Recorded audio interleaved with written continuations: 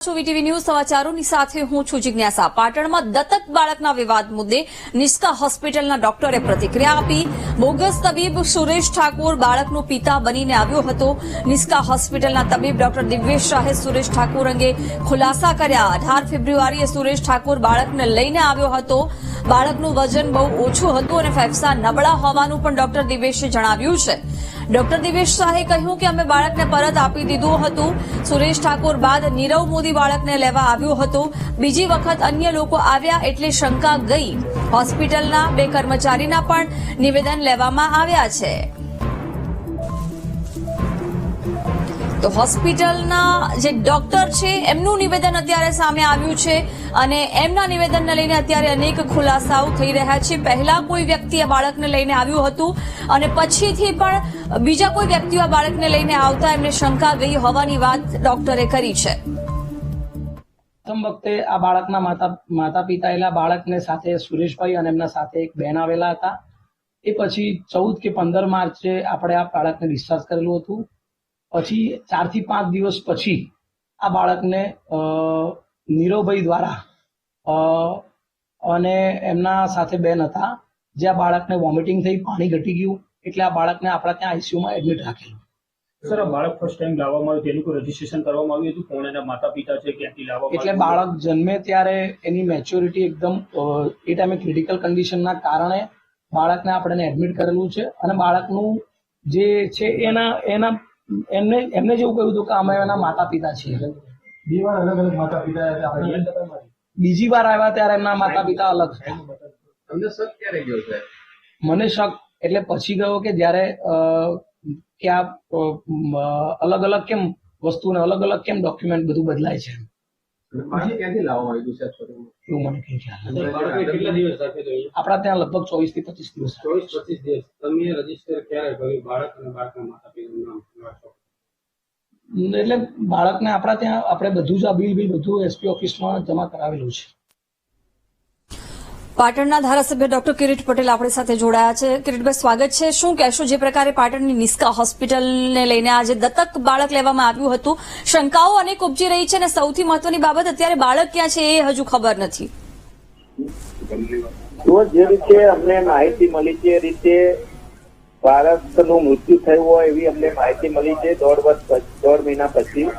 પરંતુ જે રીતે છેલ્લા ઘણા સમયથી ગુજરાતની અંદર આરોગ્ય ક્ષેત્રે જે પ્રમાણેના બનાવો બની રહ્યા છે, હોસ્પિટલની અંદર લોકો મળી રહ્યા છે, ખરેખર તો આરોગ્યની જવાબદારી એ રાજ્ય સરકારની છે। પરંતુ જે રીતે પાટણની અંદર આ બનાવ બન્યો છે બહુ ગંભીર પ્રકારનો બનાવ છે અને જે ડોક્ટરો છે, જે હોસ્પિટલ છે, ભારતીય જનતા પાર્ટી સાથે સંકળાયેલા છે। એટલે શું ભારતીય જનતા પાર્ટી સાથે સંકળાયેલા ડોક્ટરો હોય, બિલ્ડરો હોય, કોન્ટ્રાક્ટરો હોય કે ઉદ્યોગપતિ હોય એમને ખોટું કરવાનું લાયસન્સ મળી ગયું હોય એવું લાગી રહ્યું છે।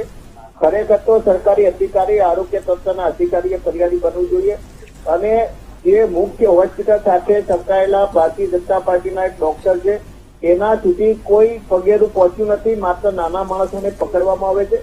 એટલે જયારે આ બાબતે મીડિયા, સમગ્ર ગુજરાતનું મીડિયા સક્રિય બની છે ત્યારે મીડિયાની પણ જવાબદારી છે અને તમામ મીડિયાને અભિનંદન આપું છું।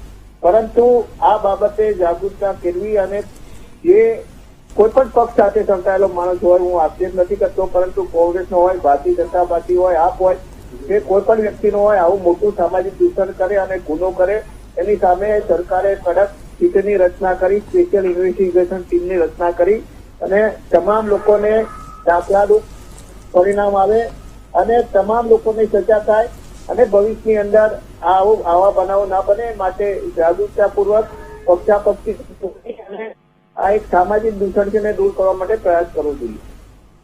જી બિલકુલ, કિરીટભાઈ અમારી સાથે જોડાયા, આભાર આપનો। તો જે પ્રકારે અત્યારે હોસ્પિટલના ડોક્ટરનું નિવેદન સામે આવ્યું છે અને તેમના જણાવ્યા મુજબ તેમને શંકા ગઈ હતી। હોસ્પિટલના અલગ અલગ 2 કર્મચારીના પણ નિવેદન આ મામલે લેવામાં આવ્યા છે। વિગતો મેળવીશું સંવાદદાતા વિપિન પાસેથી। વિપિન, જે પ્રકારે દત્તક બાળક અને અત્યારે હોસ્પિટલના ડોક્ટરનું નિવેદન સામે આવી રહ્યું છે જેમાં એ કહી રહ્યા છે કે શંકા ગઈ હતી કેમ કે અલગ અલગ વ્યક્તિઓ બાળકને લઈને આવ્યા હતા, શું વધુ અપડેટ અત્યારે આ મામલે મળી રહી છે?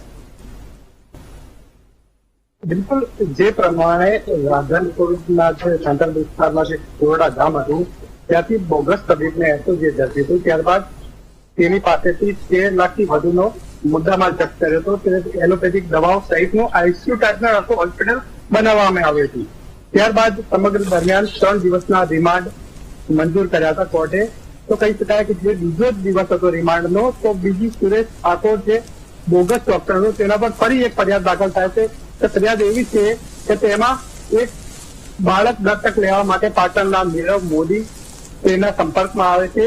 તેના સંપર્કની શરૂઆત આ હોસ્પિટલથી થાય છે, જે નિષ્કા હોસ્પિટલ છે, જે કિલાચંદ શોપિંગમાં આવેલી છે. જે ડોક્ટરનું નામ છે દિવ્યેશ શાહ.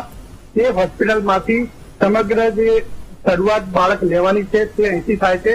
કહી શકાય કે જે પ્રમાણે બાળક અહીંયા દાખલ કરવામાં આવે તો સૌથી પહેલા સુરેશ ઠાકોર અને તેની પત્નીના નામેથી અહીંયા એક બાળક દાખલ કરવામાં આવ્યું હતું. કારણ કે જે બાળક હતું તેના માથામાં પાણી ભરવાની સમસ્યા હતી. તેને લઈને સુરેશ ઠાકોર અહીંયા લાવ્યા હતા. કારણ કે રાધનપુર અને પાટણમાં એવો કોઈ હોસ્પિટલ નતો કે જે બાળકને અહીંયા દાખલ કરી શકે. બહુ ક્રિટિકલ કન્ડિશનમાં અહીંયા દાખલ કરવામાં આવે તો 15 દિવસ તેનો ઇલાજ ચાલ્યું. ત્યારબાદ તૈયાર કરી ફરી એ બાળકને સુરેશ ઠાકોરને પરત આપી દીધો. તો આ ડોક્ટરનું એવું કહેવું છે, જ્યારે ફરિયાદમાં એવો ઉલ્લેખ છે કે દરેક બાળક લેવાની શરૂઆત અહીંથી થઈ હતી. 51 રૂપિયાના ટોકન પહેલા આપ્યું હતું.